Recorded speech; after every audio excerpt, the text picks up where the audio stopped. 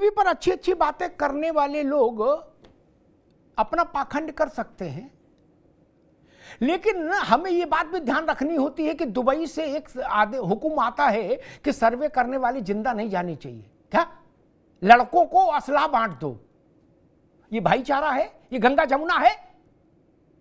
सच ना बोलो तो ठीक है, तो भाईचारा गंगा जमुना, मुझे नहीं चाहिए भाईचारा गंगा जमुना ऐसी जिसमें ये दुबई से कहा जाए कि लड़कों को हथियार बांट दो और अपने लड़कों को फैला दो भीड़ के भीतर। वो गुलाम बंद है। मेरे पास है प्योर पाव भाजी का मसाला, पाव भाजी मसाला, पाव भाजी को टेस्टी बना डाला, सबका राजा आल प्योर मसाला। प्रायोजक हैं cancer healer centre, a new beginning. और बताया जा रहा है कि ऐसी अच्छी बात है। इसे मैं ऐसे 10 उदाहरण दे सकता हूं। नसीम खान ने तो 4 दिए होंगे, मैं 10 सुना दूं, लेकिन उन उदाहरणों का ओढ़ू के बिछाऊं। इसी देश में जरा सी छींट पड़ जाने से रंग की दंगे होते देखा है। नसीम खान ने उस बात को घुमा दिया, बोले जी मैं तो वहां हमेशा से इतने रंग खेलता रहा। अरे आप खेलते रहे होंगे, लेकिन दंगा हुआ कि नहीं हुआ इस देश में रंग के ऊपर? पान की पूरी पीक शेरवानी पर गिर जाए कोई ऐतराज नहीं, चित्क रंग बिरंगी शेरवानी हो जाए पान की पीक से चिक्कत नहीं, गुलाल पड़ जाएगा तो छुरा चलेगा। काय को हमें क्यों हंगामा हो रहा है भाई? क्यों हंगामा हो रहा है? कहा जा रहा है तुलना कर दी। ओपी सिंह जी के पास चलता हूं और एक बात और कह दूं, खरी बड़ी मीठी मीठी बातें हो रही, गंगा जमुना सरस्वती भाईचारा रसमलाई जलेबी, अच्छी बातें हैं, मुझे भी अच्छी लगती है। लेकिन हमको ये बता दो, उत्तर प्रदेश में एक राहुल मिश्रा नाम का, अगर मैं सही नाम याद कर रहा हूं तो ओपी सिंह जी बताएंगे, नौजवान गोली से मार दिया गया था, घर की छत पर से गोली चली थी। क्या दुर्गा विसर्जन का जुलूस था, उसके बचाव में मालूम क्या कहा गया था? नसीम भाई सुन ले, उसके बचाव में कहा गया था कि मुस्लिम इलाके से जुलूस निकला क्यों? ये गंगा जमुना वाले हैं, ये भाईचारा वाले हैं। क्या तमाशा बना के रखा भाई? और ये तर्क दुबे जी की पार्टी ने भी दिया था, केवल भाईचारा वालों ने नहीं दिया था, दुबे जी की पार्टी ने भी तर्क दिया था। ओपी सिंह जी को याद होगा, तब मैंने ये कहा था कि हिंदुस्तान में इलाका केवल हिंदुस्तान का है, बाकी किसी का कैसे हो सकता है इलाका? वहां से दुर्गा अष्टमी का जुलूस निकलेगा तो आप गोली चलाएंगे? मस्जिद के सामने से जुलूस निकला, भारत माता जिंदाबाद का नारा लग रहा था। वहां तो विश्व हिंदू परिषद नहीं थी ना, वहां तो राष्ट्रीय स्वयंसेवक संघ नहीं था ना, बजरंग दल भी नहीं था, मुसलमान के खिलाफ नारा भी नहीं लग रहा था, भारत माता जिंदाबाद हो रही थी और विराट कोहली और राहुल शर्मा जिंदाबाद हो रहा था। उस पर पत्थर क्यों चला? जो लोग गंगा जमुना का फार्मूला बेच रहे हैं वो हमको बताएं, वहां पत्थर क्यों चला? टीवी पर बैठ के गोल गोल बातें करके जलेबी बनाने से बात नहीं होगी। अगर फोड़ा है तो फोड़े का ऑपरेशन होना चाहिए, तभी व्याधि से मुक्ति मिलेगी, तभी शरीर निरोग होगा। ओपी सिंह जी, कहा जा रहा है कि गंगा जमुना संस्कृति चल रही है, भाईचारा चल रहा है, ये तो योगी सरकार ने और इस सीओ ने देश भर में आग लगा दी, वरना सब हजारों साल से होली चल रही है, जुमा चल रहा है, नमाज चल रही है, सब कुछ अच्छा अच्छा है, बिल्कुल जलेबी की तरह। फिर ये हंगामा क्यों है? मैंने महू का उदाहरण इसीलिए दिया, वहां तो होली और दिवाली की भी लड़ाई नहीं, वहां तो भारत माता का मसला था। ओपी सिंह जी जी अवतार जी, मैंने कहा कि 2017 के पहले उत्तर प्रदेश में कैसे तीज त्योहार होते थे, इसको भी प्रदेशवासियों ने, देश ने देखा है।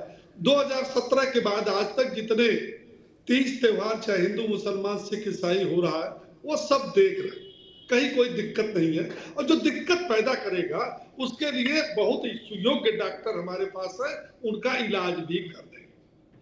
3.5 महीना पहले 24 नवंबर 2024 को संभल में सर्वे के दौरान जो हिंसा हुई, हिंसा करने वाले, पत्थर चलाने वाले उन मासूमों के साथ अखिलेश भाईजान और उनकी पार्टी तब से खड़ी है और आज तक खड़ी है, कोई दिक्कत नहीं। दिक्कत उन लोगों को भी नहीं है शायद, इनको कांग्रेस के प्रवक्ता को पता नहीं कि 18 मार्च 2022 को जो जामा मस्जिद है उस पर बच्चों द्वारा छींटा पड़ गया था रंग का। वो गंदा पानी नहीं था, वो बिस्लरी वाला पानी था दुबे जी। और हिंसा इतनी जबरदस्त होते होते बची कि उसमें 10-50 लोगों के प्राण चले जाते अगर पुलिस न उसमें बीच में पड़ती और पुलिस ने उसमें व्यवस्था न करती। 18 मार्च 2022 को सब कुछ ठीक है। हम कहते हैं कि 2017 से आज तक पहली बार होली और रमजान एक साथ नहीं मना, कई बार मना, मेरे याददाश्त में मना है। और जब प्रशासन शासन इस बात की अपील करती है कि भाई 1 घंटा 2 घंटा बाद मना लीजिए, तो हमारे मौलाना और हमारा मुस्लिम समुदाय भी उसके लिए तैयार हो जाता है। लेकिन आग में घी डालने वाली एक पार्टी को यह सब कुछ अच्छा नहीं लगता। भाई कैसे सीधे सीधे सब प्रेम व्यवहार से कैसे त्योहार होगा? अरे कभी हमारे जमाने में पलायन होता था, मुजफ्फरनगर का पलायन, कराना का पलायन, मेरठ का पलायन, मुजफ्फरनगर पलायन होता था। ये कैसे सब चल रहा? ये सब ठीक नहीं। और दूसरी बात, दुबे जी, मैं आपको एक बात के लिए चैलेंज करता हूं और कांग्रेस को करता हूं, अनुज कुमार ने क्या गलत बोला? अगर वो गलत बोला तो मैं प्रवक्ता होकर के मैं माफी मांगने को सार्वजनिक तैयार। उसने गलत क्या कहे को आप इतना तिल का ताड़ बना रहे हो? कितना मुस्लिम तुष्टिकरण के तहत अंधे हो गए? अनुज कुमार ने क्या कहा? यही ने कहा जिसको रंग से परहेज जो घर से बाहर नहीं निकले। हिंदू भी परहेज करता है, जो नहीं खेलना चाहता वो घर से बाहर नहीं निकलता। और तुम्हारे ऊपर अगर बिस्लरी का पानी नहीं पड़ा तो तुम खून खराबा करोगे।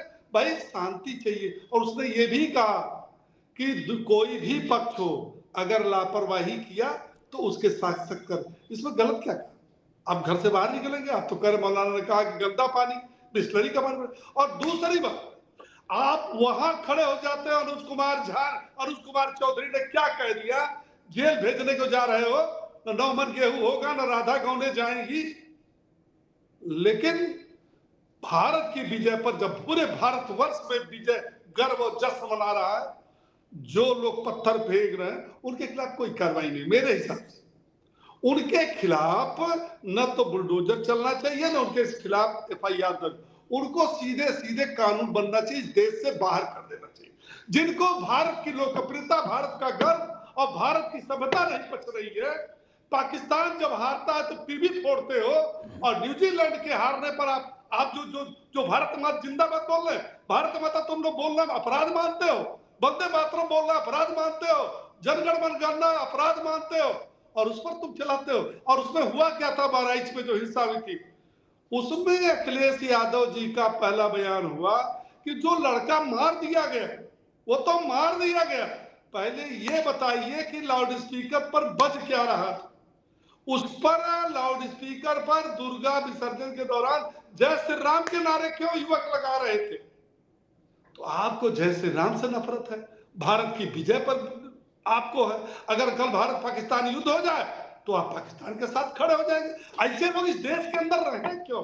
कानून बनना चाहिए। मैं एक नागरिक के हैसियत से कहता हूं, जिनको भारत की सभ्यता, भारत का गर्व, भारत की अस्मिता नहीं पसंद है उनको, अरे आज इसी देश के अंदर इस देश पर मुगल आक्रांताओं की जय जयकार हो रही है, शर्म आनी चाहिए इस देश में। और सुनिए दुबे जी, आपकी आत्मा मर चुकी है मुस्लिम तुष्टिकरण में, बाकी आत्मा जो है 80% हिंदुओं की मरी नहीं है। अगर आपका औरंगजेब नायक है तो हमारा महाराणा प्रताप, पृथ्वीराज चौहान, शिवाजी, संभाराव जी, रानी लक्ष्मीबाई, ये हमारी नायक है। अब लड़ाई इस बात की होगी कि औरंगजेब नायक होगा, तैमूर लंग नायक होगा, हुमायूं बाबर नायक होगा, कि शिवाजी, पृथ्वीराज चौहान, जिन्होंने इस देश की सभ्यता के लिए, इस सनातन धर्म के लिए शर्म आनी चाहिए। समाजवादी पार्टी उसका समर्थन कर रही, अबू हाशमी का कह रही है कि उसने गलत क्या बोला। उसने जो है अभिव्यक्ति की स्वतंत्रता है, अभिव्यक्ति की स्वतंत्रता में आप औरंगजेब को कह रहे, जिसने हमारे मंदिरों को तोड़ दिया। हाँ, लेकिन एक DNA एक समाजवादी पार्टी का और औरंगजेब का मिलता है, वह बताने की जरूरत दुबे जी नहीं, आप समझ गए होंगे।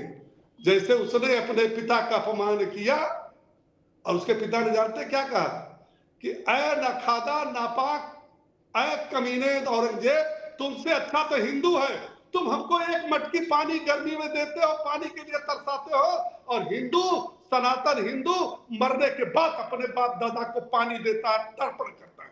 लेकिन आपका डीएनए औरंगजेब वाला मिलता है, तभी तो औरंगजेब के पक्ष में आप खड़े हो। आप उसका विरोध नहीं कर सकते।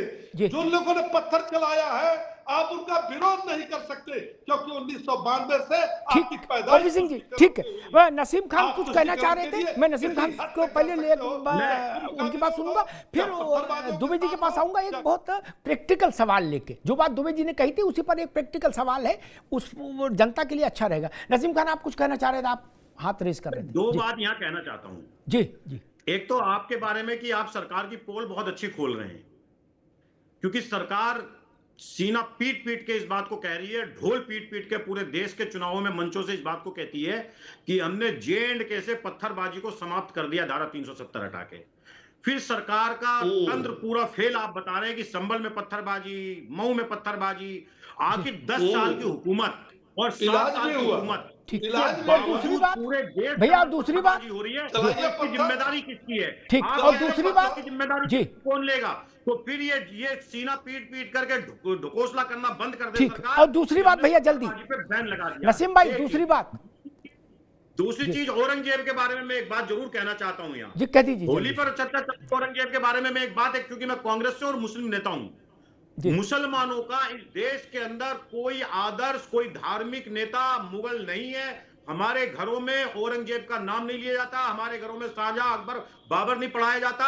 हमारे घरों में ना तो अकबर की, बाबर की, ओवैसी, इनकी क्या नाम है, शाहजहां की, जहांगीर की बरसी बनाई जाती है, ना जयंती मनाई जाती है, और ना हमारे घरों में इनके चित्र हैं। आप इनके फोटोओं पर कहीं जला दें, फेंक दें, इनके बारे में कुछ कर दें, हमें कोई आपत्ति नहीं है। ठीक है। ताजमहल, अगर आपको मुगलों से इतने ही नफरत है, ठीक है नसीम भाई, आगे दोनों बातें आगे, अब रुकना होगा, दोनों बातें आगे, अब रोक दीजिए आवाज, आगे दोनों बातें आगे भैया, दोनों बातें आगे। ठीक है, औरंगजेब की बात नसीम खान ने कही, उस पर एक टिप्पणी कर दूं, फिर एक रोचक बहस को रोचक पड़ाव पर ले जाऊंगा। शायद नसीम खान को याद नहीं रहा होगा, स्मरण से चीजें निकल जाती हैं।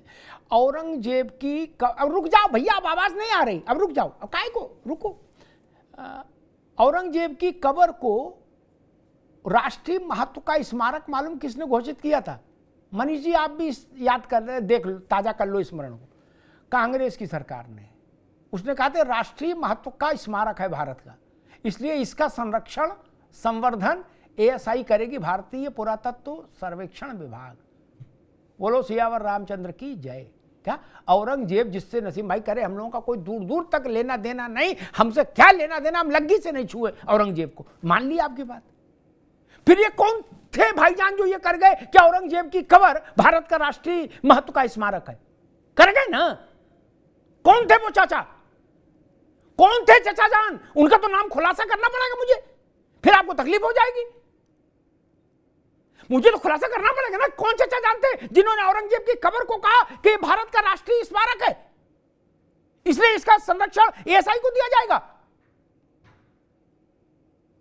आप औरंगजेब को नकार रहे हो, आप करें हमारा कोई लेना देना नहीं था कांग्रेस का, तो छोड़ देते कब्र। जाने कितनों की कब्रें पड़ी हैं,